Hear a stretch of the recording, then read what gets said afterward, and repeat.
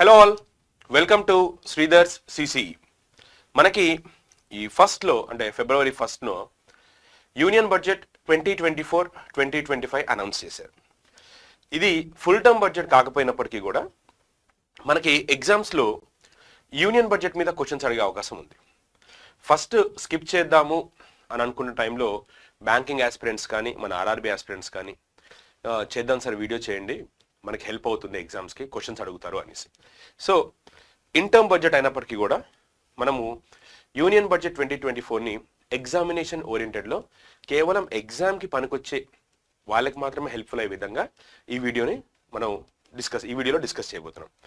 So ఇప్పుడు ఈ video తాలూకు ఆర్డర్ కానీ క్రక్స్ కానీ ఎలా ఉండబోతుంది అంటే, అసలు బడ్జెట్ అంటే ఏంటి, కాన్స్టిట్యూషనల్ ప్రొవిజన్స్ ఏంటి, రాజ్యాంగంలో బడ్జెట్ గురించి ఏం మెన్షన్ చేశారు, దాని తర్వాత మనకి బడ్జెట్కి సంబంధించినటువంటి అకౌంట్స్ ఇది, క్యాపిటల్ అకౌంట్, రెవెన్యూ అకౌంట్.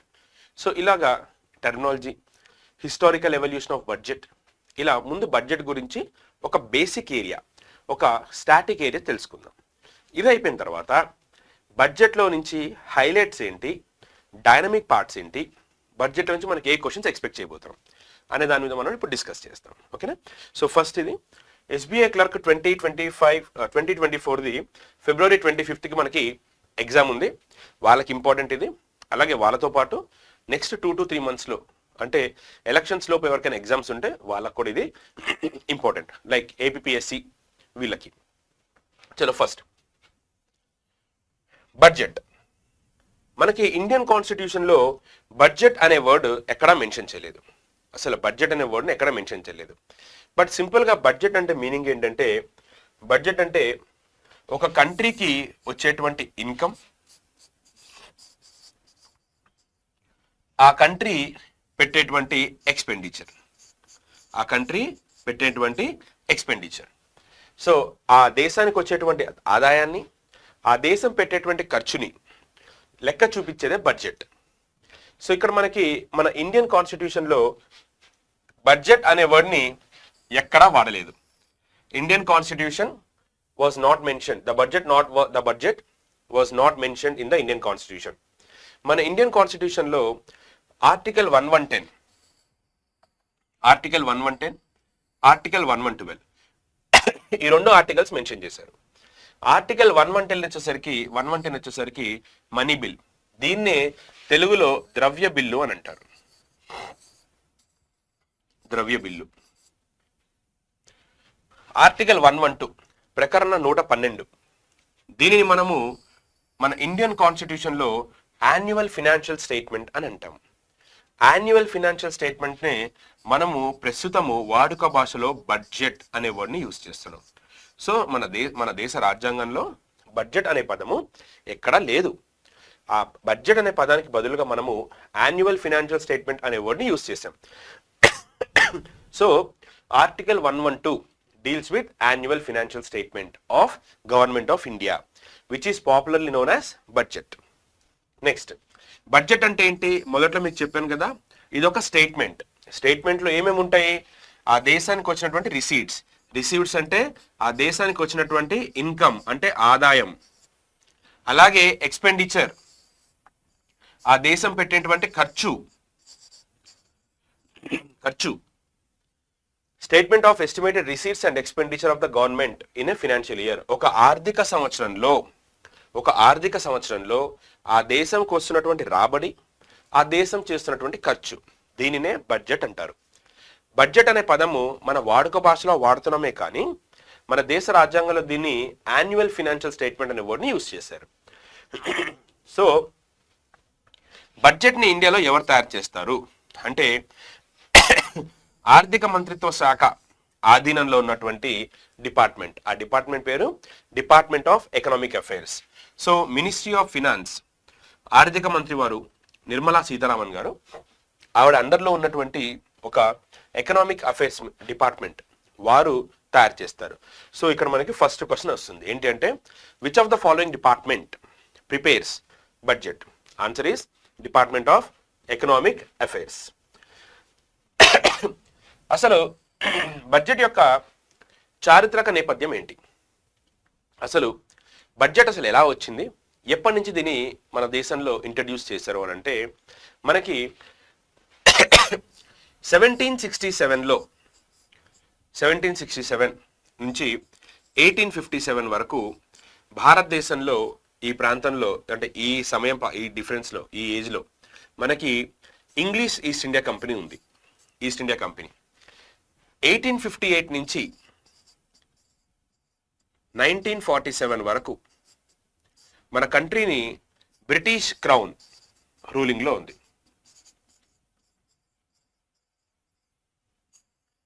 ఈ టైం పీరియడ్లో ఇంగ్లీష్ ఈస్ట్ ఇండియా కంపెనీ వీళ్ళ టైంలో ఎటువంటి బడ్జెట్ అలాంటిది ఏమీ తీసుకుని రాలేదు. వాళ్ళు జస్ట్ ఆ బోర్డ్ ఆఫ్ డైరెక్టర్స్ వాళ్ళు నచ్చినట్టు వాళ్ళు చేసుకునేవారు. ఎప్పుడైతే సిపాయి తిరుగుబాటు తర్వాత బ్రిటిష్ ప్రభుత్వము ఈస్ట్ ఇండియా కంపెనీ రద్దు చేసి భారతదేశం మొత్తాన్ని కూడా బ్రిటిష్ క్రౌన్ కంట్రోల్లోకి తీసుకుందో అప్పటి నుంచి మనకి బ్రిటిష్ క్రౌన్ కంట్రోల్లోకి అంటే ఇండియా అనేది డైరెక్ట్గా బ్రిటిష్ పార్లమెంట్ అండర్లోకి వెళ్ళిపోయింది.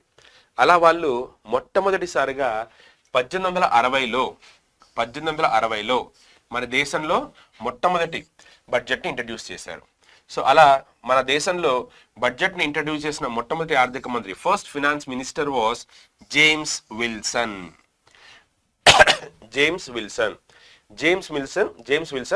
మనకి ఫస్ట్ ఫినాన్స్ మినిస్టర్. తర్వాత ఫ్రీడమ్ అనౌన్స్ చేసిన తర్వాత మనకి 1947 నుంచి 1950 వరకు దీన్ని ఇంటర్మ్ గవర్నమెంట్ లేదా మిడ్ టర్మ్ గవర్నమెంట్ అంటారు. సో ఇంటర్మ్ మధ్యంతర ప్రభుత్వం అంటే ఎలక్షన్ జరిగేంత ముందు వరకు చూడండి, స్వాతంత్రం వచ్చింది, రాజ్యాంగం అమల్లోకి వచ్చింది, ఈ 3 ఏళ్ల పాటు మధ్యంతర ప్రభుత్వం వచ్చింది, ఇంటర్మ్ గవర్నమెంట్. ఆ టైంలో ఇంటర్మ్ గవర్నమెంట్లో మనకి బడ్జెట్ ప్రవేశపెట్టినటువంటి వారు మిస్టర్ లియాఖత్ అలీ ఖాన్. ఈ టైం పీరియడ్లో మన దేశంలో బడ్జెట్ ప్రవేశపెట్టినటువంటి వారు మిస్టర్ లియాఖత్ అలీ ఖాన్. భారతదేశానికి స్వాతంత్రం వచ్చి తొలి మంత్రివర్గం ఏర్పడ్డ తర్వాత మనకి ఆర్ షణ్ముగ శెట్టి మనకి బడ్జెట్ని ఇంట్రడ్యూస్ చేశారు. So by India's first finance minister Shanmuga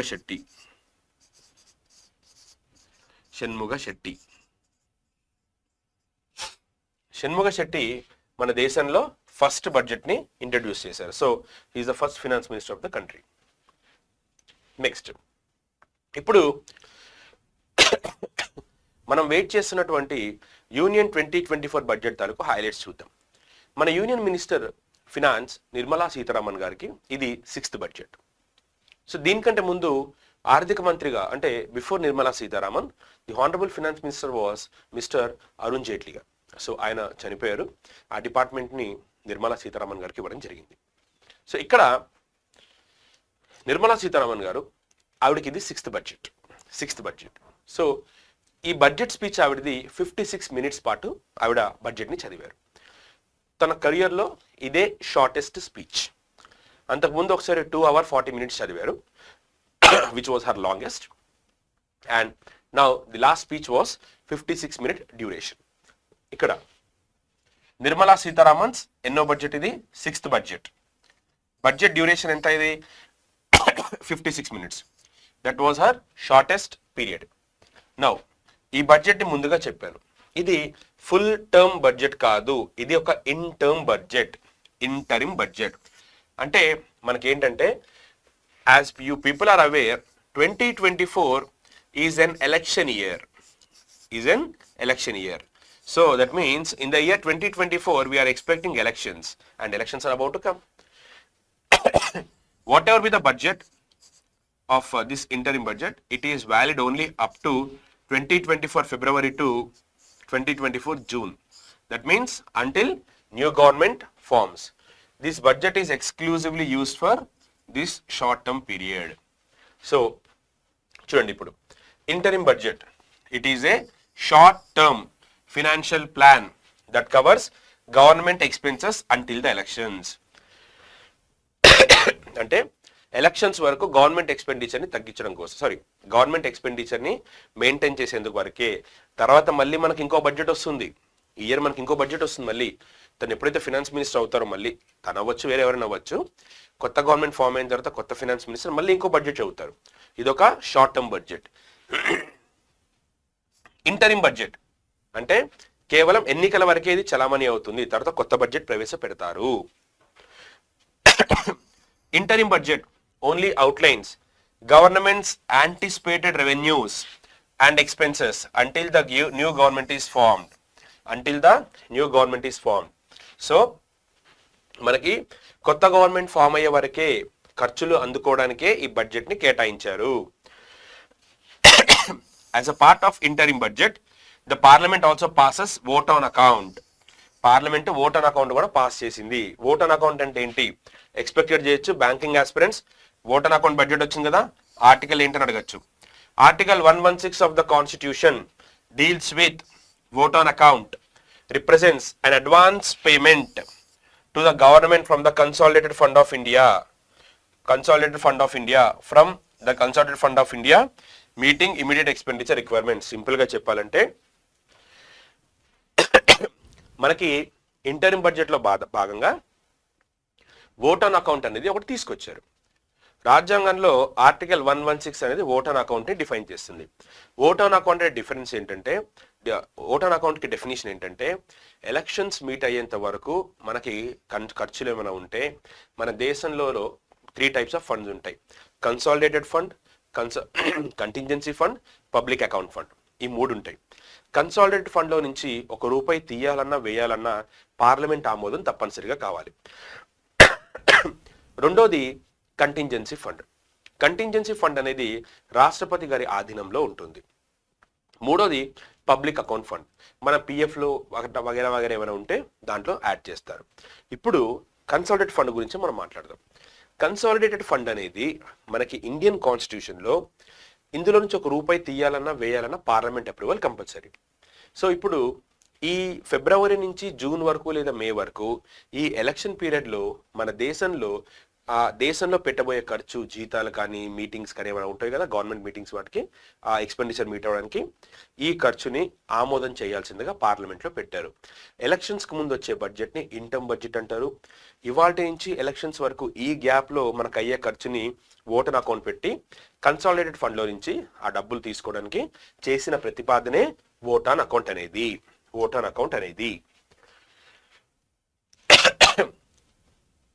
మనకి యూనియన్ బడ్జెట్లో బేసిక్గా 2 కాంపోనెంట్స్ ఉంటాయి. కాంపోనెంట్స్ ఏంటంటే అది ఒకటి రెవెన్యూ బడ్జెట్, ఒకటి క్యాపిటల్ బడ్జెట్. సో దీని గురించి అర్థం అవ్వాలంటే ఒకసారి బేసిక్స్కి వెళ్దాం. ఫస్ట్ మన యూనియన్ బడ్జెట్లో 2 కాంపోనెంట్స్ ఉంటాయి. 2 కాంపోనెంట్స్లో ఫస్ట్ వచ్చేసి క్యాపిటల్ అకౌంట్. రెండోది వచ్చేసి రెవెన్యూ అకౌంట్. క్యాపిటల్ అకౌంట్లో మనకి 2 కాంపోనెంట్స్ ఉంటాయి. ఒకటి క్యాపిటల్ ఎక్స్పెండిచర్, రెండోది క్యాపిటల్ రిసీట్స్ అంటే ఇన్కమ్. నెక్స్ట్ ఇందులో 2 ఉంటాయి మళ్ళీ. ఒకటి రెవెన్యూ రిసీట్స్, అది రిసిప్ట్ కాదు, రిసిట్ అనే చదవాలి. Revenue expenditure. ఫస్ట్ ఈ 2 పదాలని మనం అర్థం చేసుకుందాం, తర్వాత మనకు మిగతా ఈజీ అవుతాయి. బడ్జెట్లో క్యాపిటల్ అంటే ఏంటి, రెవెన్యూ అంటే ఏంటి? ఏదైనా ఒక దీర్ఘకాలిక అవసరాల కోసం పెట్టే ఖర్చుని క్యాపిటల్ అంటారు. ఒక లాంగ్ టర్మ్ పర్పస్ కోసం పెట్టే ఖర్చుని క్యాపిటల్ అంటారు. రెవెన్యూ అంటే ఏదైనా ఒక డే టు డే దానికి సంబంధించిన దాన్ని పెట్టే ఖర్చుని, వచ్చే ఇన్కమ్ని రెవెన్యూ అంటారు. ఫర్ ఎగ్జాంపుల్ క్యాపిటల్ ఎక్స్పెండిచర్ చూద్దాం. మీరు ఒక ఎస్ఎస్సి జాబ్ కొట్టారు, లేదంటే రైల్వే జాబ్ ఏదో కొట్టారు. రైల్వేలో మీకు జీతాలు ఇస్తుంది. జీతాలు ఎవరు ఇస్తారు? సెంట్రల్ గవర్నమెంట్ ఇస్తుంది.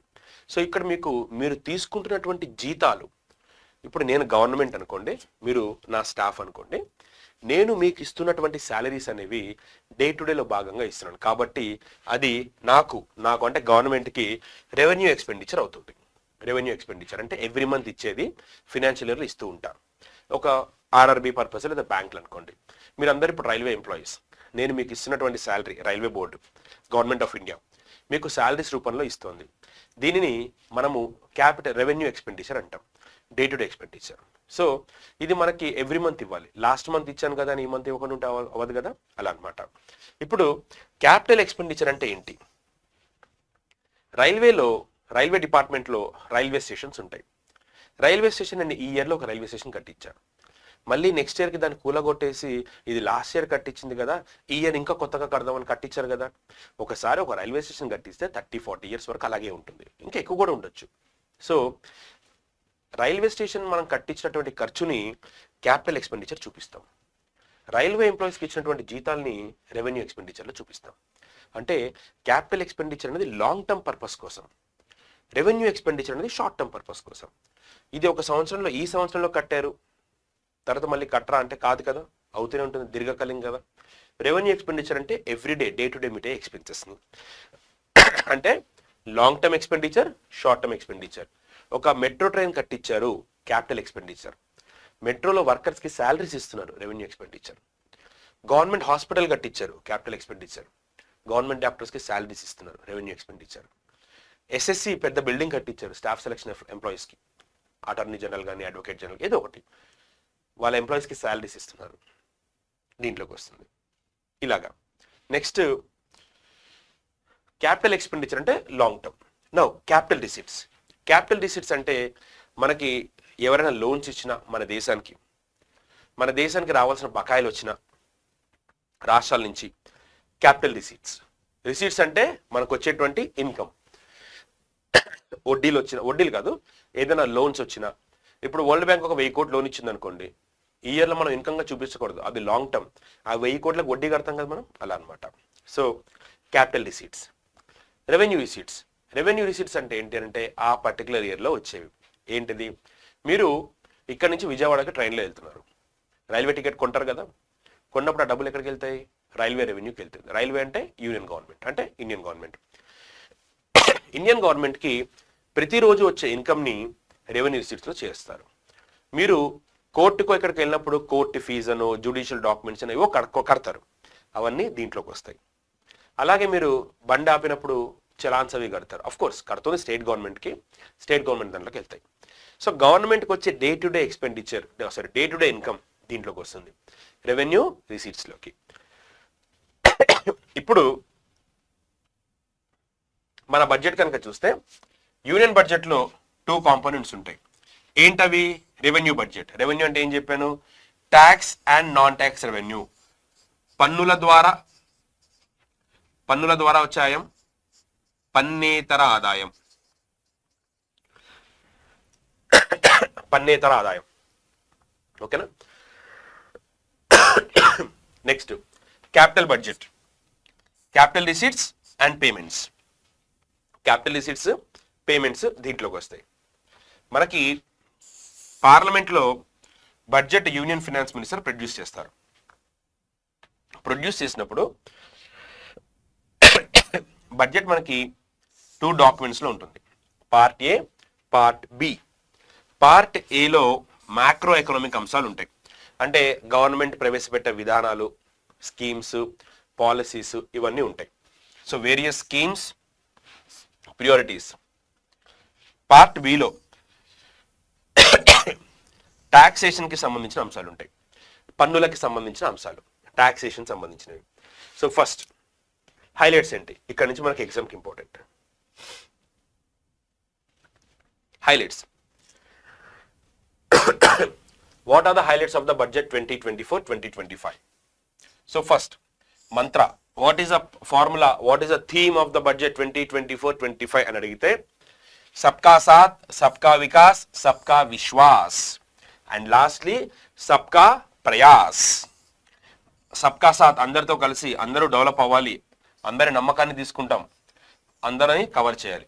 సబ్కా సాత్, సబ్కా వికాస్, సబ్కా విశ్వాస్ అండ్ సబ్కా ప్రయాస్ అంటే ఏంటి? To cover all the elements of inclusivity. To cover all the elements of inclusivity. Viksit Bharat 2047 మన మెయిన్ థీమ్ ఇది. అంటే ఏంటి? Prosperous Bharat in harmony with nature, modern infrastructure, opportunities for all. What is the mantra of union budget? Sabka Saath, Sabka Vikas, Sabka Vishwas. And it is approach of सबका प्रयास. विकसित Bharat by 2047, prosperous Bharat in harmony with nature, modern infrastructure and opportunities for all. So ఇలాగా వీటికి సంబంధించినటువంటి ఆపర్చునిటీస్కి వచ్చాయన్నమాట. So అందరికీ develop అయ్యేది వికసిత్ భారత్ 2047. ఇది మనకి ఫస్ట్ బిట్ అడుగుతారు. వాట్ ఈస్ అ మంత్ర?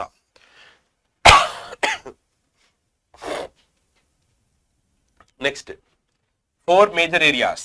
మనకి నిర్మలా సీతారామన్ గారు బడ్జెట్ చదువుతున్నప్పుడు మనకి 4 కులాలు ఉంటాయి. వేదకాలంలో బ్రాహ్మణ, క్షత్రియ, వైశ్య, శూద్ర. ఇప్పుడు 4 ఉన్నాయి. మన హానరబుల్ ప్రైమ్ మినిస్టర్ వాటి మీదే ఫోకస్ చేస్తున్నారు. ఆ 4 ఏంటి అని అంటే 4 మేజర్ కాస్ట్. గరీబ్ పేదవాడు, మహిళాయే ఉమెన్, యువ యూత్, అన్నదాత ఫార్మర్. సో వీళ్ళని జ్ఞాన్ అని తీసుకున్నారు. జ్ఞాన్ అనే దానికి డెఫినేషన్ ఇచ్చారు. ఎగ్జాంపుల్ ఇక్కడ క్వశ్చన్ అడుగుతారు.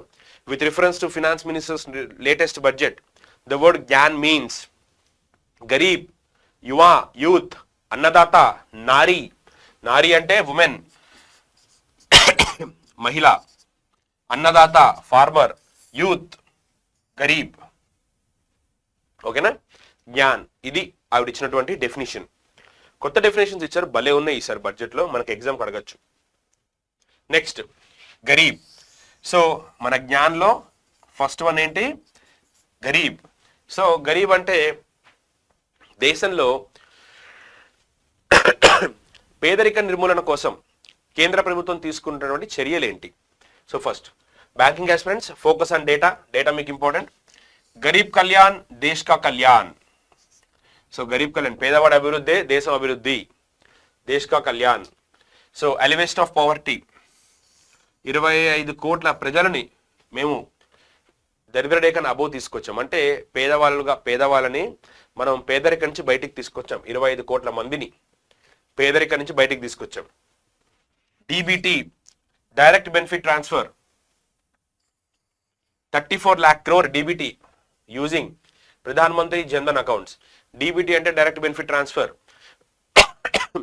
స్కీమ్స్ లో జనాలకి ప్రభుత్వానికి మధ్య ఎక్కడా కూడా మధ్యవర్తులు లేకుండా డబ్బుని నేరుగా ప్రజల ఖాతాలోకి వేసే విధానమే DBT, direct benefit transfer. PM SVANidhi, ఈ పథకాన్ని వీధి వ్యాపారుల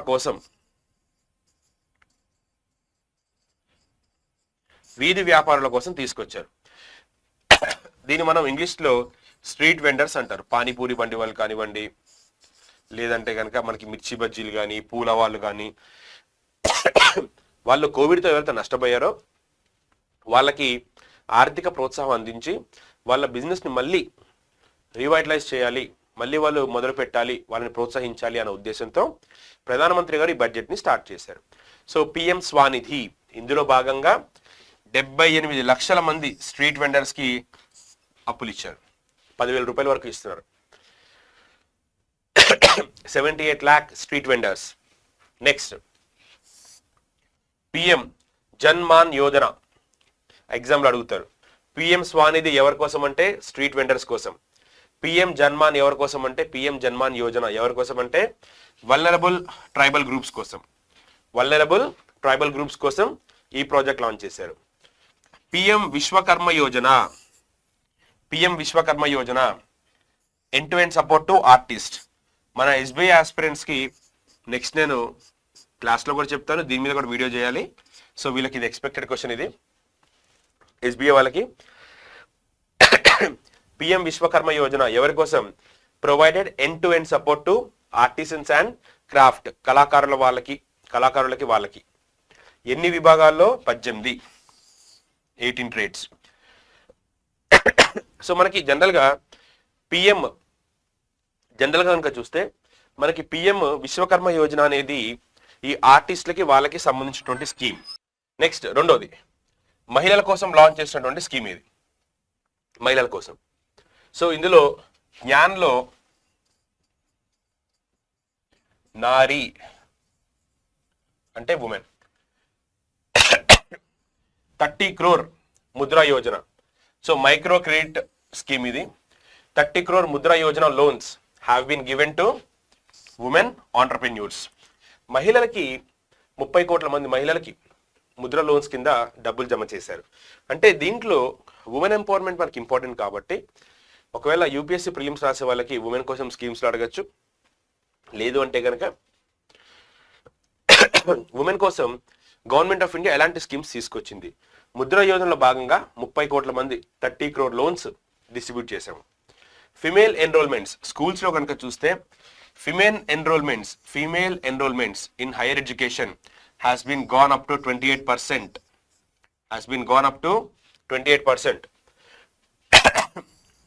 70% houses under Pradhan Mantri Awas Yojana was given to rural areas. Banking aspirants focus on percentages. 30 కోట్ల లోన్స్ 30 crore లోన్స్ రూపీస్లో కాదు వాల్యూమ్లో చెప్తోంది ఇది. మహిళల కోసం 30 కోట్లు లోన్స్ ఇవ్వడం జరిగింది. స్కూల్స్లో ఫిమేల్ ఎన్రోల్మెంట్ అనేది పెరిగింది. ఫిమేల్ ఎన్రోల్మెంట్ ఎంత శాతం పెరిగింది? 28% పెరిగింది. అలాగే 70% ఆఫ్ హౌజెస్ ప్రధాన్ మంత్రి ఆవాస్ యోజన కింద రూరల్ ఏరియాస్లో 70% గృహాలు కేవలం మహిళలకే ఇచ్చారు. Next most important, reservation of 1/3 seats for women in Lok Sabha and state legislatures. మహిళకి 1/3 seats రిజర్వ్ చేశారు లోక్సభలో, అలాగే మనకి స్టేట్ లెజిస్లేటివ్ అసెంబ్లీస్లో.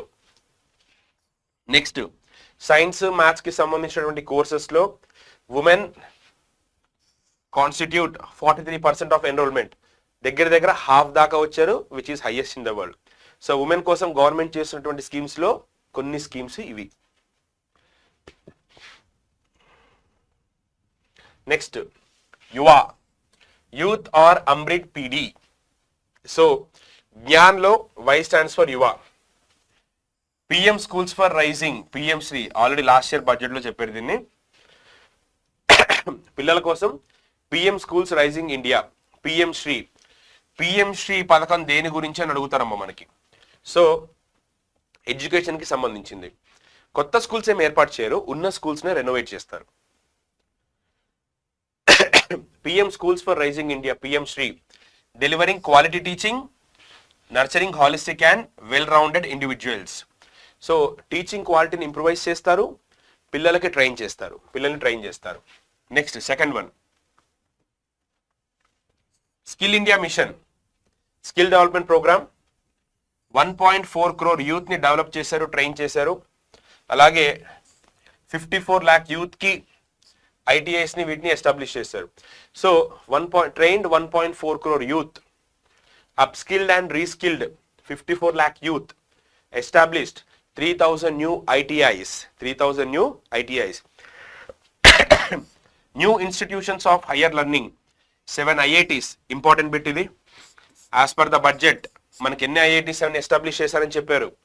ఈ పీరియడ్లో 7 IITs, 16 IIITs, 7 IIMs, 15 AIMS medical institutes and 390 universities have been set up. Very, very important. As per the budget, how many IITs were set up? 7. 16 IIITs, 7 IIMs, 15 AIMS, 390 universities have been set up. 390 universities have been set up. Please don't mind, I have some kind of cold and even voice also not right.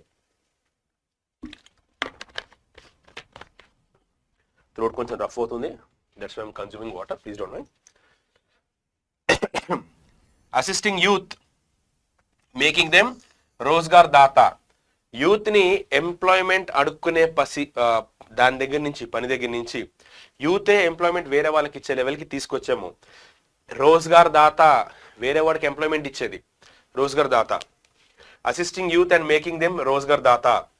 Next Asian games టాలీలో రీసెంట్గా జరిగినటువంటి చైనాలో జరిగిన Asian గేమ్స్లో the best medals మనం India తీసుకొచ్చింది. ఇంతవరకు అదే హైయెస్ట్ రికార్డ్. అంత ముందుకు మనకి ఇండోనేషియా వాజ్ ద బెస్ట్, అంటే ఇండోనేషియాలో మన performance was the best. But recent Asian Games we performed very well.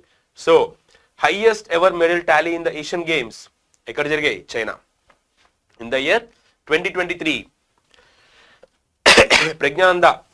So ఈయన పేరు మెన్షన్ చేశారు ఫినాన్స్ మినిస్టర్ అని చెప్పి న్యూస్లో కూడా హైలైట్ అయింది. ఆవిడ ఈయన పేరు మెన్షన్ చేశారు. అలాగే చెస్ ఛాంపియన్ మ్యాగ్నస్ కార్ల్సన్ తోటి టఫ్ ఫైట్ ఇచ్చారు ఆయన అని చెప్పి ఒకటి చెప్పారు. అలాగే చెస్లో గ్రాండ్ మాస్టర్స్ కూడా పెరిగారు. మనకి ఇప్పుడు 84-85 గ్రాండ్ మాస్టర్స్ ఉన్నారు చెస్లో. సో ఆ పాయింట్ కూడా హైలైట్ చేశారు బడ్జెట్లో. India has over 80 chess grand masters compare to 20 in 2012. And ఇక్కడ additional question, who was the first chess grand master in India? Viswanathan Anand. Viswanathan Anand మన ఇండియాలో ఫస్ట్ చెస్ గ్రాండ్ మాస్టర్ అయినటువంటి వ్యక్తి ఆయన, Viswanathan Anand. First grand master. So ఇప్పుడు ఇండియాలో మనకి 84-85 ఉన్నారు. నెక్స్ట్ అన్నదాత, ఫార్మర్స్, అన్నదాత గురించి. సో అన్నదాతకు సంబంధించిన స్కీమ్స్ ఏంటి? రైతుల గురించి PM Kisan Samman.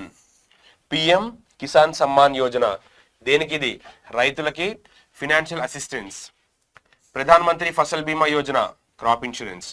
Electronic national agriculture market, దీన్నే మనం షార్ట్ కట్ గా ఈ నామ్ అంటాం. ఫార్మర్స్ ప్రొడ్యూస్ చేసిన గూడ్స్ ని through electronic way they can sell anywhere. Online పద్ధతిలో వాళ్ళు ఎక్కడి నుంచైనా ఎక్కడికైనా అమ్మొచ్చు దీన్ని, ఎనీవేర్. సో ఈ NAM electronic national agriculture market. So through ఈ NAM farmers are able to sell the goods in the online platform. Next, strategy for Amrit Kal. Amrit Kal strategy enti rooftop solarization. Exam lo adugutaru database. Up to 300 units of free electricity per month for 1 crore households. 1 crore households ki 300 units of free electricity ఇవ్వబోతున్నాము అని చెప్పారు. అలాగే commitment to meet net zero by 2070. So ఇది target base years are very important for us. Target base year, what is the meaning of target year? By 2070 we are supposed to sell, we are supposed to achieve 2070 కల్లా zero emissions. అంటే meaning ఏంటి? Carbon emissions లేకుండా, pollution environment పాడవకుండా, carbon emissions should be zero. అంటే no fossil fuels. Our focus should be more on electric energy or solar energy. So ఇది important మనకి. Last year budget లో మనకి sickle cell anaemia 2047 కల్లా మనము eliminate చేయాలి అని చెప్పి టార్గెట్ పెట్టుకున్నారు. Sickle cell anaemia, it is a genetic blood disorder. Genetic blood disorder. Genetic blood disorder, sickle cell anemia. Non-fossil fuel installed energy capacity increased. Non-fossil fuel energy installed capacity increased from 30.4% in 2004 లో ఉంటే ఇప్పుడు ఎంత పెరిగింది? 43.9. Non fossil అంటే ఏంటి? Solar, nuclear, okay, టైడల్, wind, ఇవన్నీ వస్తాయి. So ఇండియాలో నాన్ ఫాసిల్ ఫ్యూల్స్ తో ఇన్స్టలేషన్ అంటే మనకి పెట్రోల్ వీటితోటి తీస్తే అది ఫాజిల్ ఫ్యూల్ ఎనర్జీ అవుతుంది. మనం ఇప్పుడు చూస్తున్న ఎలక్ట్రిసిటీ అంతా బొగ్గుతో వచ్చేది, కోల్, అది Faasil fuel. Non Faasil fuel installed energy capacity ఎంత ఉండాలి? 30.4% ఉంది ఎప్పుడు? 2004 లో. ఇప్పుడు ఎంత అయింది? 43.9% అయింది.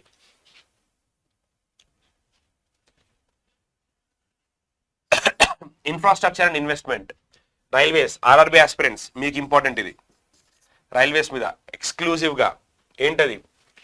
3 major economic railway corridor programs identified under PM Gati Shakti to be implemented to improve logistic efficiency to reduce cost. 3 major economic railway corridor programs ని ఐడెంటిఫై చేశారంట. పిఎం గాతి శక్తి స్కీమ్ కింద ఇంప్లిమెంట్ చేయబోతున్నారంట ఖర్చు తగ్గించుకోవడానికి. ఆ 3 కారిడార్ ప్రోగ్రామ్స్ ఏంటి? ఫస్ట్ ఇవే: energy, mineral, cement corridors. Next port connectivity corridors, high traffic density corridors. 3 major economic corridors. ఆ 3 ఏంటి? Energy, mineral, cement corridors, port connectivity corridors, high traffic density corridors. Next 40,000 important bit, RRB మీకే. 40,000 normal rail bogies to be converted to Vande Bharat standards. 40,000 rail బోగీలని Vande Bharat standard లోకి మార్చబోతున్నాము అని announce చేశారు తను. Capital expenditure అవుట్లే for infrastructure development and employment. మనకి infrastructure development కి అలాగే employment generation కి capital expenditure అవుట్లే పెరిగిందంట. ఎంత పెరిగింది? 11.1% పెరిగింది. టు వాల్యూ ఎంత? అది 111111 crores. చూడండి అంత ఫ్యాన్సీ నెంబర్ వచ్చింది ఇక్కడ. ఎగ్జామ్లో ఎక్స్పెక్ట్ చేయొచ్చు. Rail capital expenditure అవుట్లే for infrastructure development and employment generation to be increased by 11.1% to 111111 crore. That will be 3.4%. That will be 3.4% of GDP. 3.4% of GDP. Aviation. Number of airports in the country doubled by 149. Indian carriers have placed for 10,000 new aircraft. 10,000 new aircraft. So, ఇండియాలో airports double అవుతున్నాయి. 149 airports అవుతున్నాయి. అలాగే Indian carriers carriers అంటే ఇక్కడ IndiGo కావచ్చు, SpiceJet కావచ్చు, Air India కావచ్చు, ఒక 1000 న్యూ ఎయిర్ క్రాఫ్ట్స్కి ఆర్డర్ ప్లేస్ చేసేయంట. ఎక్స్పెక్ట్ చేయొచ్చు అమ్మ క్వశ్చన్ ఇది. వాల్యూ బేస్డ్ క్వశ్చన్ కదా, ఎక్స్పెక్ట్ చేయొచ్చు. నెక్స్ట్ ఎనర్జీకి coal gasification and liquefaction capacity of 100 MT to be set up by 2030. Year expect చేయొచ్చు. ఇయర్ బేస్డ్ క్వశ్చన్ అడగచ్చు ఇక్కడ. Year coal gasification and liquefaction capacity of 100 MT to be set up by 2030. Regarding budget if you have, నేను ఇది ఆఫ్లైన్లో ఉంటుంది recorded. ఇది budget మీద మీకు ఏం డౌట్స్ వచ్చినా కింద కామెంట్లో పెట్టండి. నేను కామెంట్ బాక్స్లోనే మీకు నేను రిప్లై ఇస్తాను. ఓకేనా? ఇబ్బంది పడకండి. Feel free to post any question in the comment box. I will answer it. Inclusive development. Additional 2 crore houses. Additional 2 crore houses targeted for next 5 years. Under which scheme? Pradhan Mantri Awas Yojana Gramin. So what is the additional target? Expect this question. 2 crore houses. Next. Chala specific ga chepparu budget lo. Cervical cancer vaccination for girls in the age group of 9 to 14 years. Cervical cancer vaccination of for girls in the age group. అడిగితే age group అడగచ్చు. Upgradation of anganwadi centres. Saksham Anganwadi and Poshan 2.0. Saksham Anganwadi and Poshan 2.0. యూవిన్ platform. మనకు already ఇంతకుముందు COVID vaccines కోసము కోవిన్ అనే ఒక platform create చేశారు. అలాగే యూవిన్ ప్లాట్ఫామ్ దేని గురించి? Immunisation and Mission Indradhanush. What is Mission Indradhanush? It is a vaccine program. Vaccine program for pregnant women and children. వాళ్ళ కోసం ఇచ్చినటువంటి immunisation programme mission Indradhanush. Okay. యూవిన్ platform will be rolled out for managing immunisation and intensified efforts of mission Indradhanush. Okay. ఇక్కడ పిల్లలకి మనకి ఇచ్చే vaccines ఉంటాయి కదండి, దానికి సంబంధించి వాటి రిజిస్ట్రేషన్కి వాటి ఎన్రోల్మెంట్ కోసం డెవలప్ చేసినటువంటి ప్రాజెక్టే వెబ్సైటే యూవిన్. ఓకే, యూవిన్. Now Ayushman Bharat scheme. So ఇది హెల్త్ ఇన్సూరెన్స్ స్కీమ్. ఇది extension of Ayushman Bharat scheme to all ASHA workers, anganwadi workers and helpers, వీళ్ళకి సంబంధించినటువంటిది. Next tourism. Long term interest free loans. Long term interest free loans will be provided to states for financing such development on matching basis. So 75,000 crores చెప్పారు, నేను మీకు తర్వాత cover చేస్తాను. స్టేట్స్కి 50 సంవత్సరాల పాటు ఇంట్రెస్ట్ లేకుండా లోన్స్ ఇద్దామని చెప్పి డిసైడ్ అయింది గవర్నమెంట్. నెక్స్ట్ ఉమెన్ కోసం ఇంకేమున్నాయి ఎక్స్ట్రా? లాక్పతి దీదీస్, మహిళల్ని లక్షాధికారి చేయాలి. సో సెల్ఫ్ హెల్ప్ గ్రూప్ వాళ్ళకి అట్లీస్ట్ 1 lakh per year హౌస్ హోల్డ్కి ఇవ్వడానికి Lakhpati Didi. Next to enhance the target of Lakhpati Didi for 2 crore to 3 crore. 3 కోట్ల మంది మహిళల్ని లక్షాధికారులు చేయాలి. Next, a new scheme will be launched for strengthening deep technologies defense purpose. Atmanirbharata idi. A new scheme will be launched for strengthening deep technologies for the purpose of Atmanirbharata.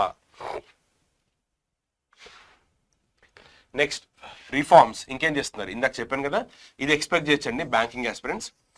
75,000 crore rupees as a part of 50-year interest-free loan is proposed to support milestone-linked reforms by the state governments. A provision of rupees 75,000 crore rupees as a 50-year interest-free loan is proposed to support milestone-linked reforms by the state governments. Interest లేకుండా 75,000 కోట్లు ఇవ్వాలి అని చెప్పేసి వాళ్ళు decide అయ్యారు. Next, part A అయిపోయిన తర్వాత part B చిన్నదే. పార్ట్ బిలో మనకు పెద్దగా ఏమీ ఉండవు, జస్ట్ వాల్యూస్లో పర్సంటేజెస్లో ఉంటాయి. సో ట్యాక్సెస్ ఎంత వచ్చాయి, మన ఇండియాకి 1 రూపీ ఎలా వచ్చింది, 1 రూపీ మనం దేని మీద ఖర్చు పెడుతున్నాము, అలా అనమాట. First, direct taxes. మనకి డైరెక్ట్ ట్యాక్సెస్ 3 times కరెక్ట్ అయింది అంటే కంట్రీలో అందరూ ట్యాక్సెస్ ప్రాపర్గా పే చేస్తున్నారు అని అర్థం. సో 2.4 times పెరిగిందంట లాస్ట్ 10 yearsతో పోలిస్తే. Next, tax benefits to startups investments made by sovereign funds extended to 31 March 2025. Tax బెనిఫిట్స్ని వాటిని ఎక్స్టెండ్ చేస్తున్నారు డేట్ వరకు, ఇంపార్టెంట్ కాకపోవచ్చు. Reduction in average processing time of returns. రిటర్న్స్ని ప్రాసెస్ టైం చేయడానికి మనకి 93 days నుంచి ఎన్ని డేస్కి వచ్చింది, 10 daysకి వచ్చింది. ఇంపార్టెంట్, ఇది ఎక్స్పెక్ట్ చేయొచ్చు మనం. ట్యాక్స్ ప్రాసెసింగ్ టైం 2013-14లో 93 రోజులు ఉండింది, ఇప్పటికి 2024 బడ్జెట్లో 10 daysకి వచ్చింది. This is expected question.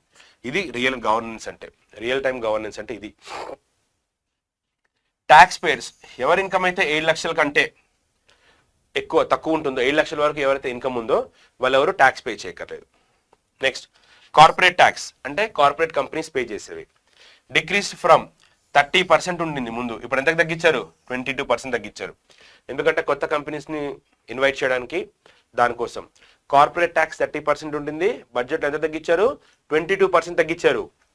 Next, 15% for manufacturing companies. కొత్తగా మ్యానుఫ్యాక్చరింగ్ కంపెనీస్ ఎవరైనా పెడితే వాళ్ళకైతే 15% పే చేయమని అడుగుతున్నారు.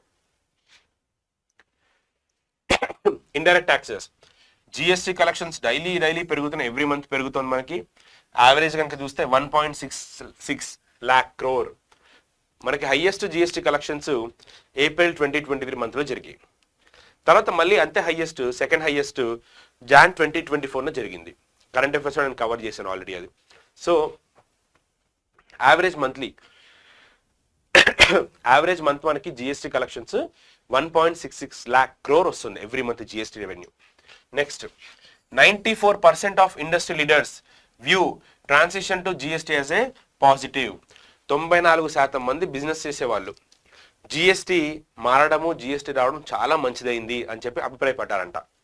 Next, lower logistics cost taxes helped reduce the prices. GST తీసుకురావడము, రవాణా ఖర్చులు తగ్గడంతో వస్తువులు ధరలు తగ్గాయి అని చెప్పి హానరబుల్ మినిస్టర్ బడ్జెట్ చదువుతున్నప్పుడు చెప్పారు. నెక్స్ట్, ఇది వెరీ ఇంపార్టెంట్. ఇక్కడ మన కంట్రీలోకి ఒక 1 రూపీ వస్తుంది అంటే ఏ ఆధారాల మీద వస్తుంది, what are the sources.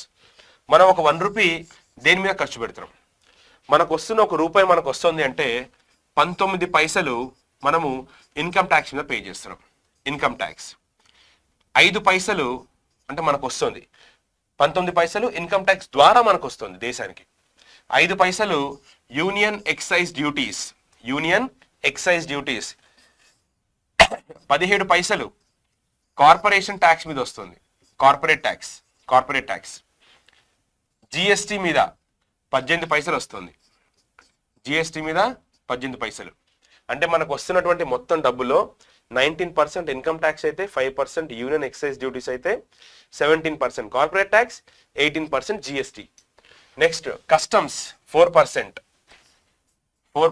Customs నుంచి వస్తుంది. నెక్స్ట్, నాన్ డెట్ క్యాపిటల్ 1 పైసా 1%. నాన్ ట్యాక్స్ రిసీట్స్ 7%, బారోయింగ్స్ అప్పులు వాటి మించి ఒక 28%, అప్పులు వాటి మించి ఒక 28%. సో మన ఇండియాలోకి ఒక రూపాయి వస్తుంది అని అంటే అందులో ఇలా ఒక్కొక్క దాని నుంచి మనకు వస్తుంది.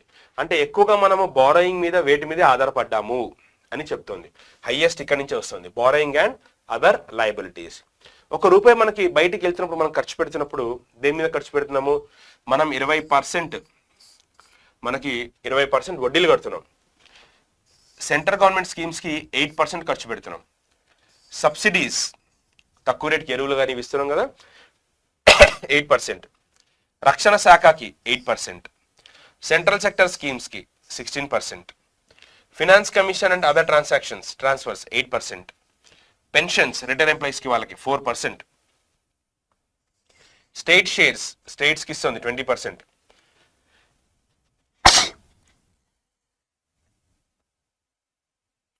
ఓకే. ఇంకా ఇవి కాకుండా మిగిలినవి 9%. సో ఒక రూపాయి రావడం, ఒక రూపాయి పోవడం. మనం దేని మీద ఎక్కువ ఖర్చు పెడుతున్నామో దేని ద్వారా ఎక్కువ ఆదాయం వస్తుంది. ఇది మనకి యాడ్ అవ్వచ్చు, ఎగ్జామ్లో రావచ్చు. ఇది ఒకసారి చూడండి. నెక్స్ట్ ఇంకా చివరిగా కీ పాయింట్స్ ఏమున్నాయి? రివైజ్డ్ ఫిజికల్ డెఫిసిట్ ఎంత ఎక్స్పెక్ట్ చేస్తున్నారు? 5.8%. 5.8%. దాన్ని 2025-26 కల్లా ఎంత తగ్గించాలనుకుంటున్నారు? 4.5%. ఫిజికల్ డెఫిసిట్ అనేది 5.8% ఉంది జీడిపి 23-24 ఇయర్ కాను. బట్ ఇప్పుడు దాన్ని 25-26కి 4.5 తీసుకురావాలి. This will be a question for us. Second, centre aims for 14 lakh crore of gross market borrowings through securities. So ఇది ఒక క్వశ్చన్ ఎక్స్పెక్ట్ చేయొచ్చు. గ్రాస్ మార్కెట్ బారోయింగ్స్ ద్వారా 14 lakh crore ని ఎక్స్పెక్ట్ చేస్తుంది government of India. Wonderful figure ఇది. Next, MG నరేగాకి ఎంత కేటాయించారు? 86,000 crores. 86,000 crores. So last time కేటాయించినట్టే మన ఇండియాలోకి ఎఫ్డిఐస్ ఫారినర్స్ డబ్బులు తీసుకొచ్చారు. ఎంత వచ్చింది మనకి? 24-23లో 2014 to 2023 $596 billion వస్తే దీనికి డబుల్ అయింది. ఇది 2 times డబుల్ అయింది. సో డబుల్ 2015తో పోలిస్తే మనకి ఇప్పుడు ఇది డబుల్ అయింది. రైట్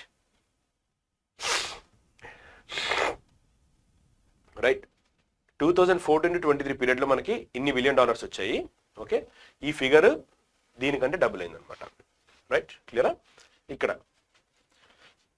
యూనియన్ ఫినాన్స్ మినిస్టర్ బడ్జెట్లో కొత్త డెఫినేషన్స్ ఇచ్చారు. జీడిపి అంటే గ్రాస్ డొమెస్టిక్ ప్రోడక్ట్ కాదు, గవర్నెన్స్, డెవలప్మెంట్, పెర్ఫార్మెన్స్. ఎఫ్డిఐ అంటే ఫారెన్ డైరెక్ట్ ఇన్వెస్ట్మెంట్స్ కాదు, first develop India. 3 dimensional figures కానీ ఇమేజెస్ కానీ కాదు, democracy, demography, diversity. Demography, diversity. జ్ఞాన్, గరీబ్, యూత్, అన్నదాత, నారీ. సో ఇది. సో మనకి ఇంటర్మ్ బడ్జెట్ అవడం వల్ల తక్కువ వచ్చింది. సో మీకు బడ్జెట్లో డౌట్స్ ఏమైనా ఉంటే కింద కామెంట్ బాక్స్లో కామెంట్ చేయండి, నేను మీకు రిప్లై పెడతాను. ఇది ముఖ్యంగా ఎస్బీఐ క్లర్క్స్ వాళ్ళకి ఇంపార్టెంట్. ఆర్ఆర్బీ వీళ్ళు కూడా చూసుకోండి, బట్ మీకు ఆ టైంలో ఇంకో కొత్త బడ్జెట్ రావచ్చు. అలాగే ఏపీపీఎస్సీ గ్రూప్ 1, గ్రూప్ 2, ఒకవేళ టీఎస్పీఎస్సీ కండక్ట్ చేస్తే వాళ్ళకు కూడా ఈ budget important. So that's all with the union budget 24-25. Thank you. Thanks for watching.